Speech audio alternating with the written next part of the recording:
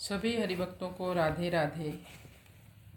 श्रीमद् भगवद गीता अध्याय 8 और श्लोक संख्या 8। मेरा मन भगवान में नहीं लगता तो क्या करें।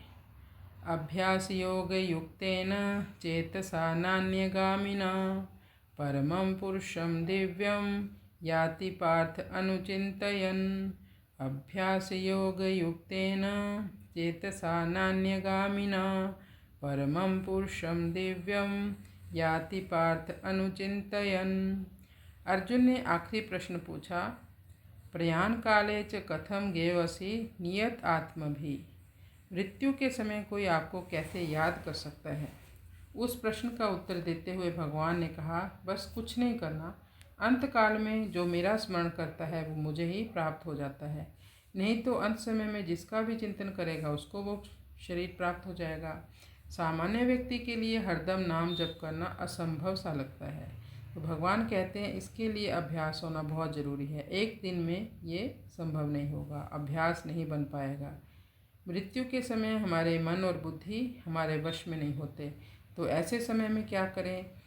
ऐसी कठिन परिस्थिति में कैसे कोई भगवान का सुमिरन कर सकता है। तो भगवान ने 5वें श्लोक में कहा था अंत काले, 6ठे श्लोक में कहा यम यम वापि स्मरण भावम, 7वें श्लोक में कहा तस्मात् सर्वेषु कालेषु, 8वें श्लोक में भगवान कहते हैं अभ्यास योग युक्तेन।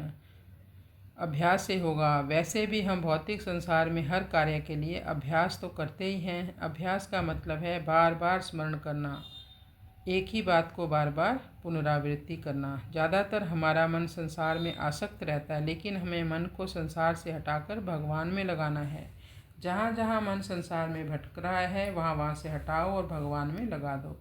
ये है अभ्यास योग। क्योंकि मन चंचल है, दुराग्राही है, मन हठीला है। ऐसे हठीले मन को आसानी से भगवान के स्मरण में नहीं लगा सकते। यदि किसी विद्यार्थी ने पूरे साल पढ़ने का अभ्यास नहीं किया, उसकी संभावना होती है वह फेल होगा। उसी प्रकार यदि किसी ने पूरा जीवन भगवान के नाम का स्मरण नहीं किया, जाप नहीं किया, तो अंत समय में भगवान को याद करना, स्मरण करना बिल्कुल संभव नहीं होता।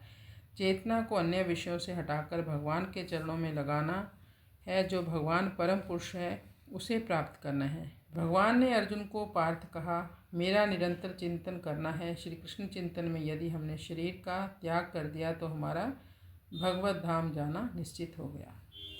कृष्णाय वासुदेवाय हरये परमात्मने प्रणतक्लेशनाशाय गोविंदाय नमो नमः।